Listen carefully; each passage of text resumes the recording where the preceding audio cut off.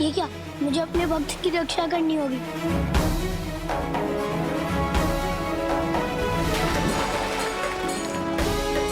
जब भक्तों पर संकट आता है तो प्रभु सब कुछ छोड़कर उनकी सहायता करने पहुंच जाते हैं।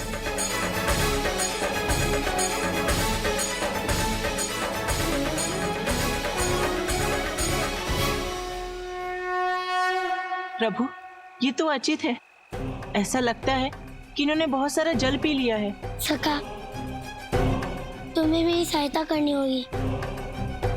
हमें इसके भीतर के जल को निकालना होगा। हाँ प्रभु।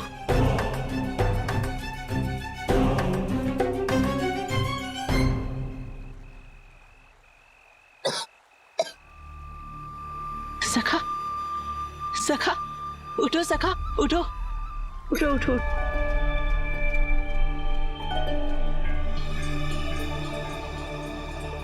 सखा, तुम ठीक तो हो ना?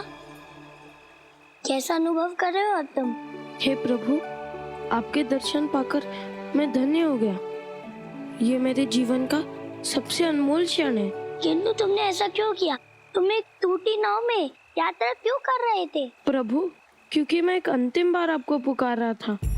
यदि आज भी आप नहीं आते तो मैं अपना जीवन समाप्त कर लेता। किंतु बात क्या है? ऐसा कौन सा संकट है जिसके लिए तुम अपना जीवन देने के लिए तैयार हो? प्रभु, जो पुत्र अपने पिता का ऋण ना चुका सके, अपने पिता को न्याय न दिला सके, अपने पिता के लिए कुछ ना कर सके, उसका तो मरना ही उचित है।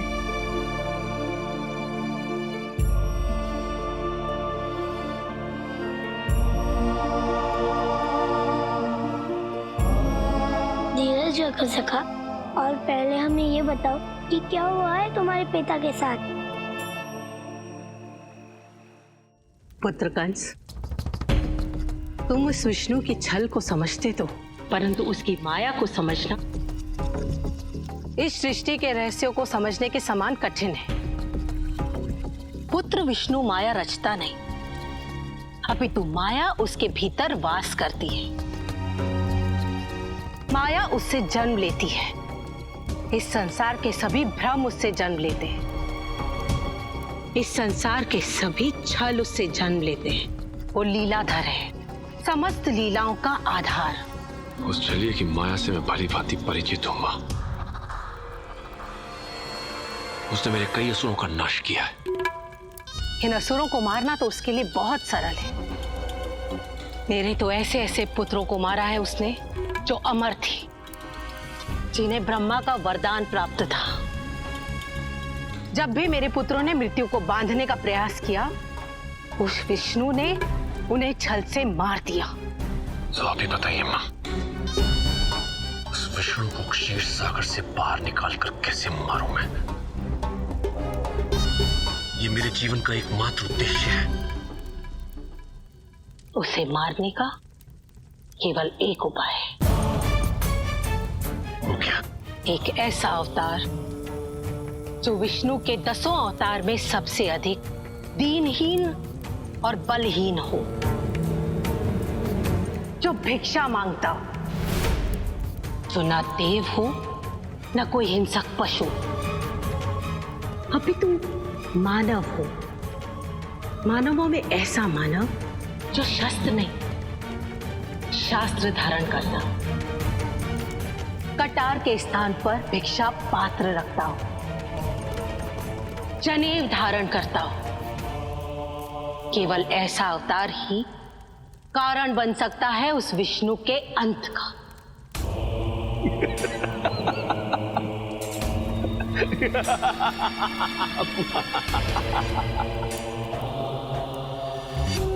ओ चक्रधारी, सुना क्या कहा मां ने? मां और पुत्र की सोच कितनी मिलती है। समझ गया ना? समझ गया? तो आजा, आजा। मां और पुत्र प्रतीक्षा कर रहे हैं तेरी। शिवांग, अब अपने दुख और मत छुपाओ। तुम कृष्ण की नगरी वृंदावन में हो। आप मेरे प्रभु के समक्ष हैं। कह दो अपनी दुख भरी कहानी, क्योंकि दुख बांटने से ही कम होते हैं। आप सत्य कह रहे सखा, परंतु मुझ पर जो बीती है समझ नहीं आ रहा है, मैं उसे कैसे बताऊं। शिवांग, तुम बहुत देर से अपने घर से दूर हो, तुम्हें बहुत भूख लगी होगी, तुमने कुछ नहीं खाया होगा।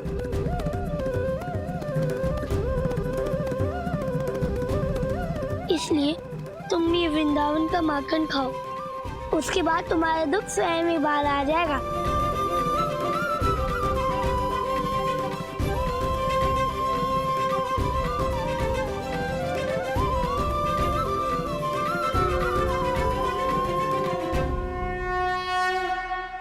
अब कहो सका, क्या बात है? क्या हुआ था तुम्हारे बाबा के साथ? हाँ शिवांग, कौन थे तुम्हारे बाबा? मेरे बाबा का नाम सुरमनी था। वो बहुत बड़े संगीतज्ञ थे। संगीतकार? संगीतकार थे तुम्हारे बाबा? हाँ, मैंने उन्हीं से संगीत की शिक्षा ली। वो सदैव संगीत में डूबे रहते थे, संगीत ही उनका जीवन था।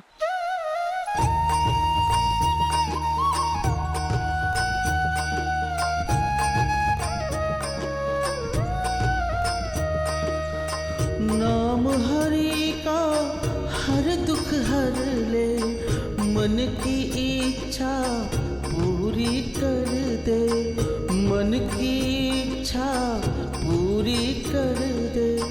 नारायण के दर्शन कर लो, नैनों में छवि प्रभु की भर लो। सबकी व्यथाएं प्रभु ही मिटाए, सृष्टि रचयिता हे चक्रधारी।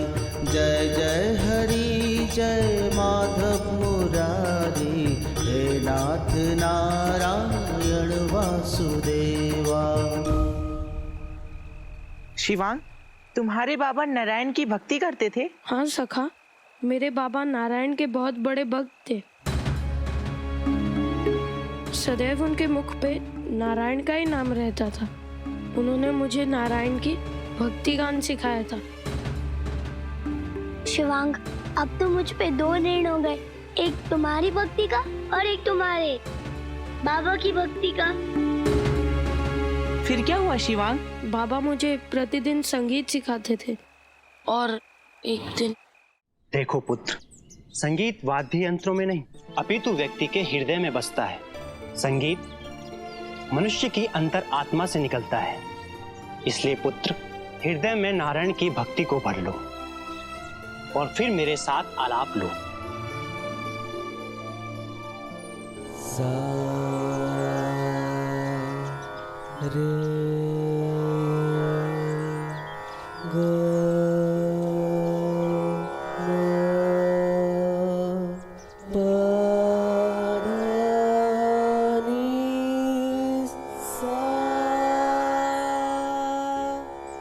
बोलो पुत्र।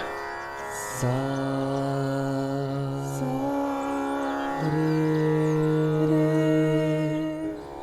ग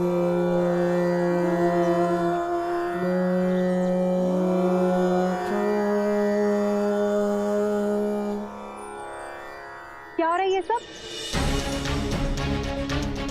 जीवन भर स्वयं तो कंगाल राग अलापते रहे और अब अपने पुत्र को भी यही सब सिखा रहे हैं।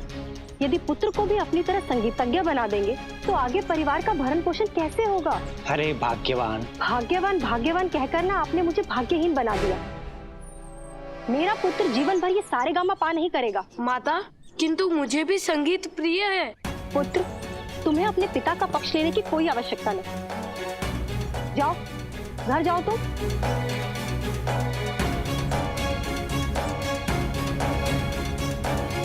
इंद्राणी, शिवांग के सम्मुख तुम्हें इस प्रकार कला का अपमान नहीं करना चाहिए। कला से पेट नहीं भरता श्रीमान संगीतज्ञ महोदय। आपको पता भी है हमारे सर पर कितना ऋण हो चुका है। अरे भाग्यवान, यदि संसार का हम पर ऋण चढ़ रहा है तो हमारी भक्ति का भी नारायण पर ऋण बढ़ रहा है। तुम चिंता मत करो, नारायण सब ठीक कर देंगे। बार बार वही बात। मनुष्य को अपने जीविका उपार्जन के लिए कर्म करना चाहिए या ईश्वर पर निर्भर रहना चाहिए? देखो भाग्यवान, मुझे नारायण की भक्ति पर पूर्ण विश्वास है। तो अब तक आए क्यों नहीं आपके नारायण? हरिओम हरिओम हरिओम। आ गया। हरि नहीं आया तो क्या हुआ, हरिओम तो आ गया। हरिओम। अरे वाह, हरे सुरमनी गवैये, आन का दाना तान के खाना और दिन भर गाना। यदि इसी तरह जीवन यापन करोगे तो मेरा ऋण कब चुकाओगे? अगले जन्म में? देखिए साहूकार जी, यदि नारायण ने चाहा तो मैं शीघ्र ही आपका सारा ऋण चुका दूंगा। देखो भाई, मैं तो हूं व्यापारी, धन देता हूं और छोड़कर सूद भी लेता हूं। हरिओम। क्यों, मैं कुछ गलत तो नहीं कह रहा? अरे साहूकार को मूल से अधिक उसका सूद प्यारा होता है ना? मुझे कुछ दिनों का समय और दीजिए, मैं आपके ऋण की एक एक पाई चुका दूंगा। सोच लो सुरमनी, यदि इस बार ऋण नहीं चुका पाए तो मैं जो मांगूंगा वो तुम्हें देना ही पड़ेगा। हरिओम। ब्याज पर पैसा देता हूं, सूद समेत लेता हूं। मेरा ऋण तुम ही चुका दो ना। अरे बजाने दो अपने स्वामी को सारंगी, अपने पुत्र का भविष्य देखो। मेरे पास तुम्हारे ऋण को चुकाने का एक अचूक उपाय है, तुम समझ रही हो ना? हरिओम। ब्याज पर पैसा देता हूँ, सूद समेत लेता हूँ। आपको अपने संगीत के आगे कुछ दिखाई देता भी है? इस साहूकार की नियत में कितना खोट है, नजर भी आता है आपको? कह तो दिया आपने कि ऋण चुका देंगे, लेकिन चुकाएंगे कैसे? भाग्यवान, उसकी चिंता मत करो। जो नारायण सबको भवसागर से पार लगाते हैं, वो ही इस ऋण से भी पार लगाएंगे।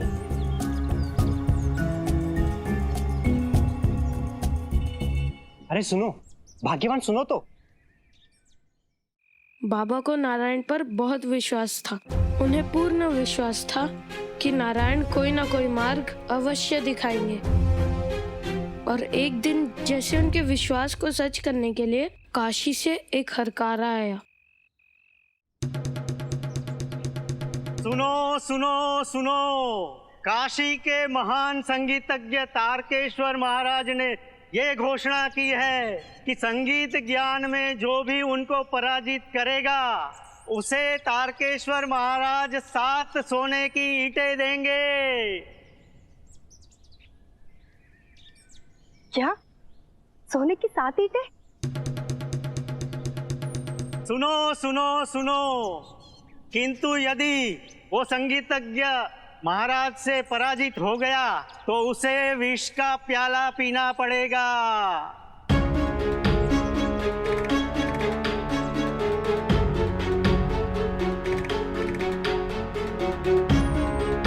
जिस किसी में भी साहस हो, जो स्वयं को संगीतज्ञ मानता हो, वो आगे आए और तारकेश्वर महाराज से प्रतियोगिता करे। सुनो सुनो सुनो। अरे ये तो संगीत प्रतियोगिता का हरकारा नहीं, अपितु मृत्यु का हरकारा आया है। अरे कोई पागल ही होगा जो तारकेश्वर महाराज से प्रतियोगिता करेगा।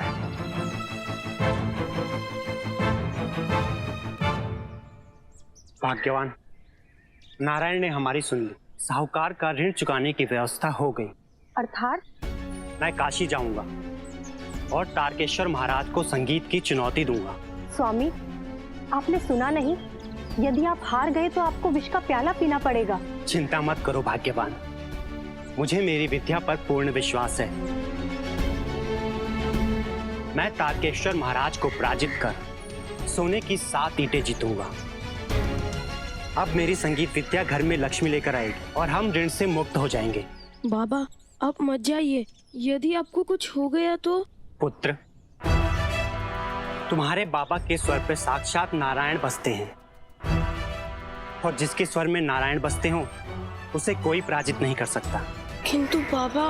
पुत्र, मेरा निर्णय अटल है, किंतु तुम मुझे वचन दो, यदि तुम्हारे बाबा को कुछ हो गया तो तुम संगीत और नारायण की भक्ति कभी नहीं छोड़ोगे, क्योंकि केवल नारायण ही हमारा कल्याण कर सकते हैं। बाबा,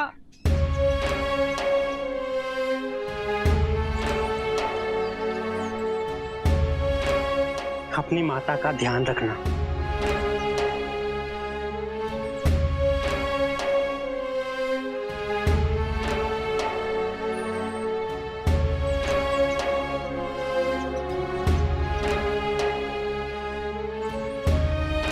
और उस दिन मेरे बाबा काशी चले गए तारकेश्वर महाराज से संगीत प्रतियोगिता करने।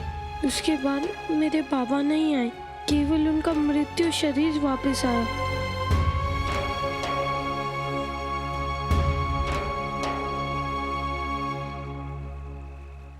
सखा, एक पुत्र के लिए इससे बड़ा दुख और कोई नहीं हो सकता।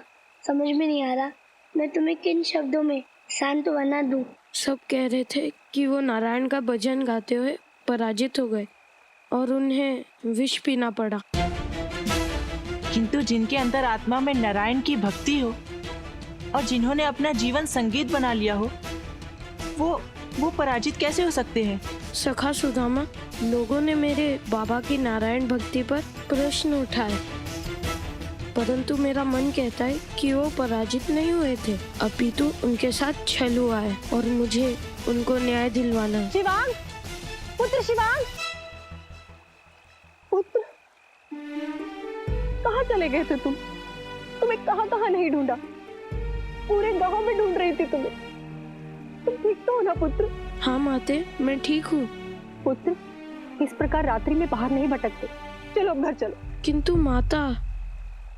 किंतु कुछ नहीं, कल तुम्हें देवी पूजन में भजन गाना है। यदि तुम भजन नहीं गाओगे ना, तो वो साहूकार हम पर अत्याचार करेगा।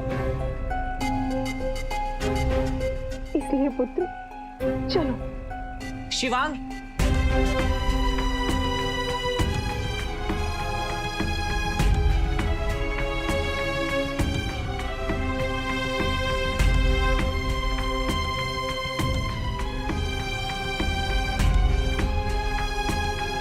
सखा, कोई मेरी भक्ति करे और पराजित हो जाए। यदि भक्ति करके किसी को विष का प्याला पीना पड़े, तो संसार में इससे बड़ा धर्म नहीं हो सकता। सखा, मुझे सत्य का पता करना ही होगा। हाँ प्रभु, आप सत्य कह रहे हैं। हमें ये पता करना होगा कि जिस भक्त ने आपकी भक्ति की, आपके लिए भजन गाया, उसे इस संसार में किसने पराजित कर दिया। ठीक है सखा, तो काशी चलने की तैयारी करो।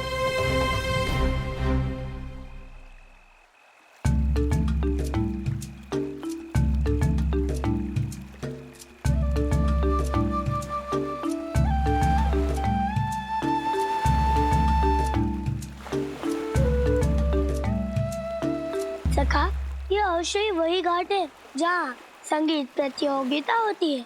न न न है कोई संगीतज्ञ है कोई गायक इस संसार में जो महासुर सम्राट तारकेश्वर का सामना कर सके? देखो, एक ओर है स्वर्ण तो दूसरी ओर विष का प्याला, एक ओर जीवन तो दूसरी ओर मृत्यु। जो कोई भी सुर सम्राट तारकेश्वर के साथ युगलबंदी करेगा, यदि वो जीतेगा तो उसे स रे गा मा पा धा नी सा 7 सोने की ईंटें प्राप्त होंगी। उनकी 7 पीढ़ियां तर जाएंगी और यदि वो पराजित होगा तो जीवन बंधन से मुक्त हो जाएगा। है कोई इस संसार में जो मेरी चुनौती स्वीकार करेगा? कोई?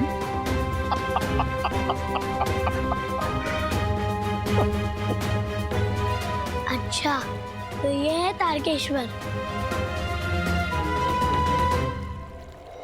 इसका अर्थ यह है कि पूरे संसार में मेरा सामना करने वाला कोई नहीं। मुझे संगीत के रण में मात देने वाला कोई नहीं। यदि कोई है तो कृपया सामने आए, अन्यथा मैं स्वयं को इस संसार का सुर सम्राट घोषित करूंगा। सुर सम्राट तारकेश्वर महाराज की जय। सुर सम्राट तारकेश्वर महाराज की जय। सुर सम्राट तारकेश्वर महाराज की सुर सम्राट तारकेश्वर महाराज की। सुर सम्राट नहीं, असुर सम्राट है ये तारकेश्वर। उनके स्वयं के पास तो कोई योग्यता नहीं थी और जिनके पास थी उनसे भी इसने छल से छीन ली और उनको विष पीने पर विवश कर दिया। सत्य कह रहे हो भाई, इससे कोई जीत ही नहीं सकता। दूसरों को ये छल से पराजित करा देता है और खुद सुर सम्राट बना रहना चाहता है। इस पापी को तो ईश्वर ही दंड दे सकता है। काका, आप किस छल की बात कर रहे हैं? 10 दिन पहले की बात है। ब्रिज मंडल के किसी गांव से सूरमणि नाम का एक संगीतकार आया था। नारायण के क्या भजन गाए थे उसने। ऐसा लग रहा था जैसे स्वयं नारायण धरती पर उतर आए हो। हाँ, ऐसा मधुर गायन और नारायण की ऐसी पावन भक्ति हमने पहले कभी नहीं देखी। उस दिन सूरमणि ने ऐसा सुर लगाया कि आह। काका, अब वो समय आ गया है। अब इस पापी को उसके पापों का दंड मिलेगा।